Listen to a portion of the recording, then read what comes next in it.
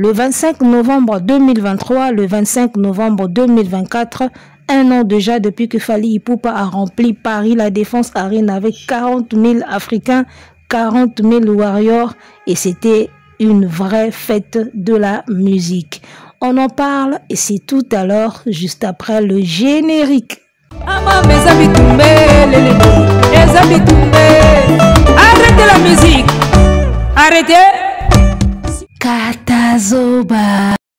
Big up Kinshasa, big up Brazzaville, big up Europe, big up Asie, Océanie, big up Amérique, big up partout au Bolandabiso. Mesdames, messieurs, nous sommes là.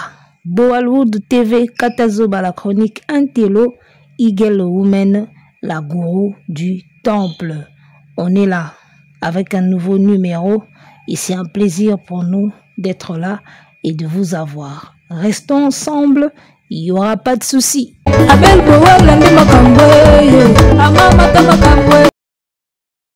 Ne fais pas Paris La Défense Arena qui veut mais qui peut. D'accord, 40 000 personnes ce soir-là en train de chanter, danser, s'ambiancer. Eh bien, il faut le faire. D'accord, il faut le faire. Hein? Une salle, un artiste, une date, un engagement, et c'était le bonheur. Il faut le faire, mesdames, messieurs. Et balobi kosala na ko rêver zelo morote. O ko rêver Paris La Défense Arena. O ko rêver ko so telemi la podium so beti. Mais ko beta, il faut le faire, les gars. C'est une question d'organisation. Et quand tu es bien coaché, bien organisé, bien entouré, makambo ebando kende kitoko. Une année déjà yangoyo et koki lelo depuis Fally Ipupa beta yu arena nae carton plein asekisa mindele va pesa ye plaque et so moni mundela sekina yo akangi photo c'est qui okotiseli ye makambo ya bien. D'accord, okotiseli ye makambo ya bien. Alors Fally Ipupa sekisa mindele abenda plaque nae akanga photo na mindele basala signe ya aigle. Ça veut dire que balia kitoko. Et naebisayo, il faut le faire. Hein? Déjà so kotika na Google obeti Fally Ipupa yu arena tala ba image bazo bimisela yo. Ba image ezo bima ya ba photo ya ba plein. Alors imaginez nga na sa productrice na koti na Google na beti Fally Ipupa na bandu mona ba image pour na produire Fally Ipupa. Na bandu mona ba image ya yu arena plein, otali ING arena plein, otali Bercy plein. Na ebite salle nini bako pekisa Fally na Europe euro. Salle nini bako boya Fally euro.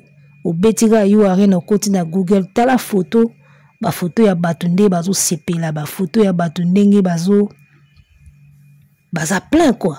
Tu vois? Alors producteur nini salle nini ya boya Fally Ipupa euro na Europe. Il faut le faire, mesdames, messieurs. Il ne suffit pas de rêver. Il ne suffit pas d'être là, bozo rêver makambu, bozo lo makambu na munoko. Munoko salara makambu te. Action karande salara makambu. D'accord.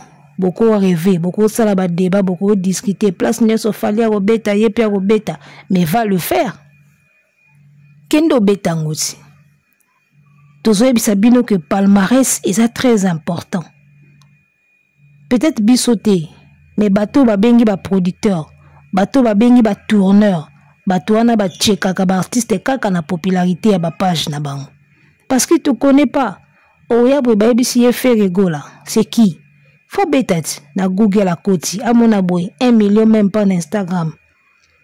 Amona boy à peine 2 millions moko boy na TikTok. Bango ba pezara batu bongo, au producteur, au tourneur, au manager ba pezara batu par rapport à popularité na bango na ba page. Selon ndenge baza suivi. Akoko tapé na ba Spotify a beti kombo na atala combien d'auditeurs que tu as par an ou par mois. Ndenge laksaka na Spotify 1 million d'auditeurs par mois. D'accord? Nyoso wana bakota rango, eza domaine na bango. Yoso koka okota no angote po oyebi no angote. bango ba producteur ba tourneur ba tutu wana bakota ango soka linga checker pena artiste lo wana laboratoire a checker pena lo wana microscope au koto pena ba page a koti ba stream a koti ba plateforme a téléchargement ba Spotify ba Deezer atalaka ba album no eza na quelle position soki basi ba cheka yo bongo oyebite d'accord. Comment na ba abonné belé ba abonné wana ba sombaka toko somba ba abonné te si faut somba pour comment nango belé pour producteur moko mona kaka oza populaire oza suivi si faut somba o sombi nyeso bo somba parce que ya ba page nde bolinga o somba te poane bato wana ba chekaka ba musicien ba artiste par rapport à popularité na bango na ba plateforme ba yeba ki artiste aza suivi ndengo wana ozo kende ko signer you arena soki baye na ba page na yo moins d'abonnés eko bangisa bango palmarès et vimbate combien de trophées azwa combien de fois nominé combien de fois invité na ba spectacle minene ba omona ngote na page na yo so baye na page no ba kutaka photo moko tima boko boye photo moko tali likolo ba kumbonika komi mobondo bizarre. Bo soignaka ba page, bo soignaka communication, bo créaka makambo. Bo créaka makambo. So moni ba artiste ba koma ko provoquer makambo, ba komi ko provoquer makambo. Ni sona pona olukaka popularité, ko lukaka eloko moko ba cote moko boye mata. C'est important. Biso totala na biso angote. Tamsu biso awe contacté, mais pona batu wana ça compte. Bango pona bango contaka. Ba nombre d'abonnés na ba page, combien de fois t'es suivi, ba nombre ba auditeurs na ba stream. Ya on te yebisaka bino. Bo bongisana no palmarès. Bo bongisana no ba CV na bino. Bozo kende vite en besogne, ça ne sert à rien. Bozo kende mbangu na makamba minene sans que bo bongisa monture na bino. Sans que bo bongisana no ba palmarès, bo bongisa ba français, bo bongisa makamba belé. Isana makambe bele ono bo salite fibo bongsa bozo wela yu arena pamba oya okata carrière no héros. Il y a beaucoup de choses à faire encore. Est-ce que si on matisi ba auditeur na yo na Spotify par mois, on a combien d'auditeurs ba matite ozo wela yu arena. Ba page na yo. Est-ce que nous se commettent na mo ba 2 millions partout. Au monde eza bongote. Ozo wela yu arena. Balbum na yo te kaka. Oza na seuil nini par rapport à disque d'or. Est-ce que ce côté c'est un disque d'or à ta mon côté katikati à disque d'or? Rien. Ozo we la yu arena. Okinde ko sala nini kuna? Obimisi album awa. Nzele keye yebanite. Nomination malonga te, ba trophée malonga te, ba invitation te. Oui, Yemi a la diabète qui s'est invité invité faire au monde en côté. D'accord. Rokumba Gaulo a bêta qui Bercy a invité faire au monde en côté. Mais bozo est la you arena. Naïb Sarabino toujours, il faut voir à quel moment Fali s'est décidé de faire Paris la Défense Arena. Après avoir conquis beaucoup de choses, après avoir réalisé beaucoup de choses. Oh, et ça qui est si qu'on force à Bibo cette fois-ci. So na simbi et so na meki et simba. Yango kenda dada. A reportate, a annulate, a beta un coup une flamme. Un coup une flamme. Likolo ya place nyoso fali ko beta bino pe bo beta bolimbo bo ma carrière pamba. Boko mina ba tribunal. Tribunal boko mikuna ndenge nini. Eloko eza censé à la plaisir. Musique est censée s'épeler sabato. Si beaucoup mosuka na ba tribunal. Ozo comprendre makambo te, oza une expérience mon côté, oyebinde makambo fonctionnera te, mozo kendika ko sala po ba mona yo salaki. Ondenge musique mboka na biso kendaka, soki déjà adversaire a commis place wana, abendaka adversaire na ye. Kasi bo betati. Fali déjà comme na yo arena, boze ani po beta. Bo beta mobondo. Ba analyse moko ya buzo bezanga mutu na makolo. bokanisa ke polémique emema bino na You Arena. Polémique emema mutu na You Arena te. Boza na makambo ebele o il faut bobongisa nanu. D'accord, Paris la Défense Arena ya fali. Bayana Kamura, Badadjou, Keblak, Naza. C'était une vraie fête de la musique jouana. Alors Fega Talika boye aluli yango, aluli ngape na kende na osala yango. Lokwa ya leki wana ngape na oleka wana. Omwendengo kangami. Okangami siko na kangamu yibi fil barbele. Yabe sabino bolanda fali te yana place muso okota boye ka mutayebi yango yo okota bo kangami yango otokomi. Vous avez encore beaucoup de choses à travailler. Vous travaillez dans le palmarès. Vous matisano ba nombre ba auditeurs ya ba stream na bino par mois. Ils ont assez beau matisango nan. Vous avez un disque d'or. Donc beaucoup kana ko teka ba album te. Bozo kende mbango na You Arena. Vous avez du mal à payer les chaînes internationales pour diffuser ba œuvre na bino. Pour passer la bino promotion même pendant un mois à Pamba. Au Foutika, un mois à Pamba et les Kanango kaka. Quand fallait passer sur MTV, Bobanda omo nangoni. Fallait pour passer sur MTV. Bolo baka bo kritikaka MTV. Alors que na époque où Alexa clip na MTV, c'était déjà qu'on préparait ba You Arena. Je me rappelle encore clip nemoro banda oleka na MTV boy période moro boy. Bino bo kritika nyoso bo seka nyoso. Quand vous critiquez et vous rigolez, ça veut dire que boye bité. Important si elo ko wana ba osala yango bozo critiquer. Tout ce que Fali faisait avant là. Ezaki nyoso pour planifier ba You Arena nae. Bino bo seka akaka. Tout ce qu'il fait aujourd'hui, c'est pour planifier son stade de France. Bino bo seka akaka bo kritika akaka. Tango e comme na stade de France et comme yo pe robeta kuna po ya beti. Mais vous êtes des malades. Vous avez malades mentaux. Les choses ne s'improvisent pas. Tout se prépare à l'avance. Tout. Qui c'est ça la ragno sauté? On peut beau dire qu'il fallait azana kisi. Bona ni azangi kisi na Congo. Bate ba kisi bazana Congo wana. Bo beta You Arena na ba kisi na bino. Musique ezanga kisi bo mona ngo déjà. Soko ba ko ka You Arena te poani. Kisi c'est ça la ragno sauté. D'accord, pona ba ba koya nango. Kisi zana makam nango. Yana part nango, Nzambe ana part na ye, yo mutu pe ozana part na yo. Yo ozana part na yo, humain ozana part na ye, Dieu le créateur ozana part na ye, et puis kisi pe ozana part nango. Il faut nous se kende ensemble. Yo yebi ba clause à contrat, atozu kisi ebele. Ok ka kuna ko samba. Kisi sala ganyo sote. Donc il faut faire des recherches, il faut boyeba. Il faut tout n'arraper batou. D'accord. Ça fait un bon bout de temps que clip a fallu banda koleka na MTV. Pero douana na zoyeba. Tali MTV bo moni fali. Soko bino tango bo mona fali na MTV matalana, mawelisa, nzoke zai ko préparer You Arena. Siko lelo nde je crois beaucoup mo comprendre que yango banda ko sala boye. Yango banda oleka na Sky Rock. Yango banda oleka ba clip na MTV. Bo banda comprendre tout na retard.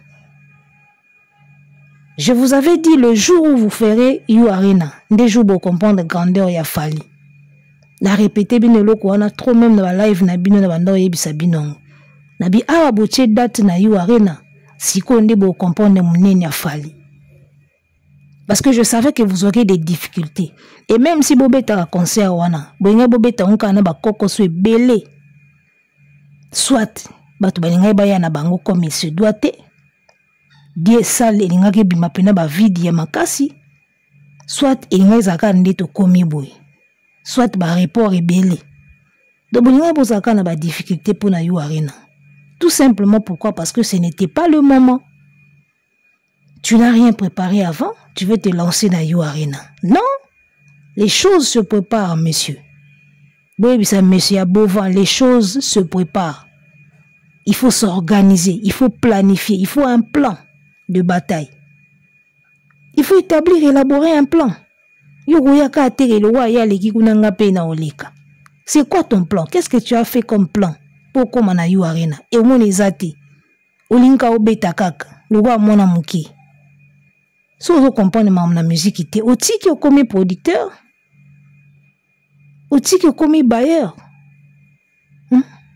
otiki nyonso ya fali bino boseka kaka. Akende pa Macron boseki, aleka na Skyrock boseki, asala clip na MTV boseki. Donc boza ba ignorant que makambo wana azosala nde yango ebendelaka popularité na ye na France. J'ai vu une soirée, il y a after, il y a concert, il y a Rotterdam, je crois, entre Lille et Rotterdam.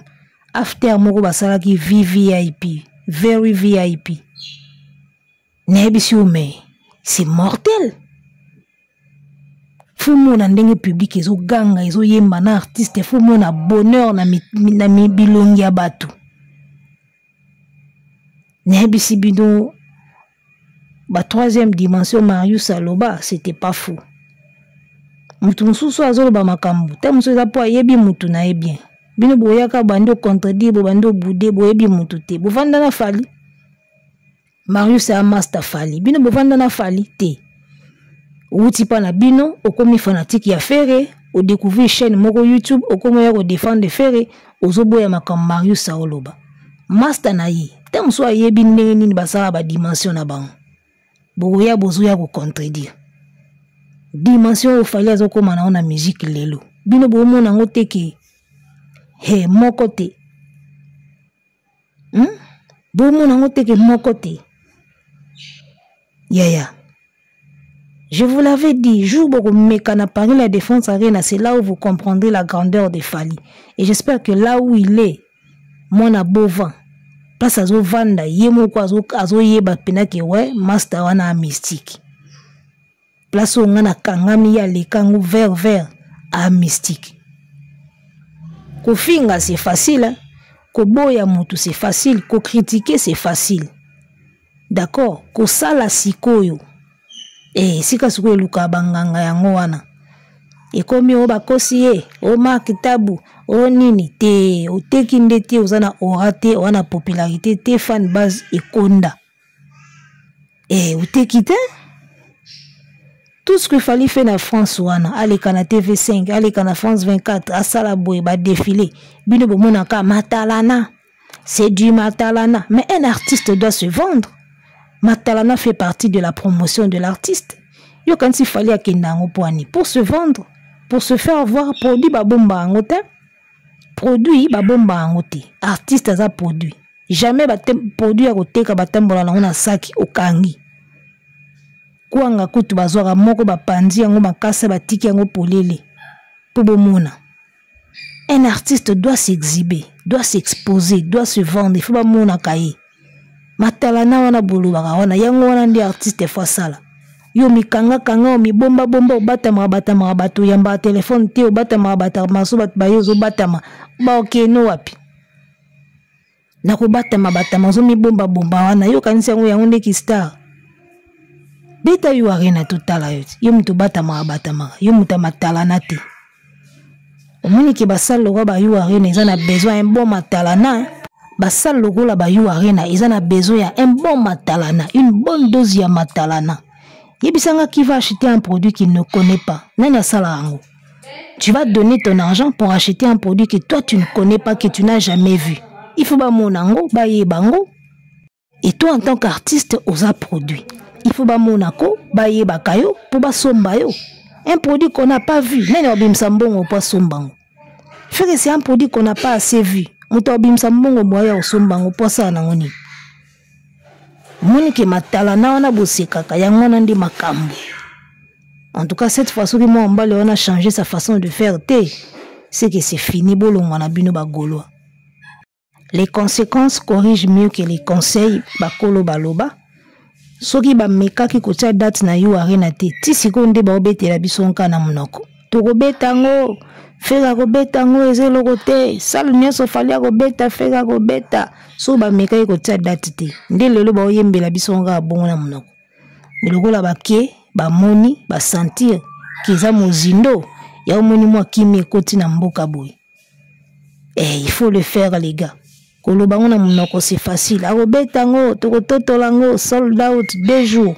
Bobeta yango eza na France elongwete.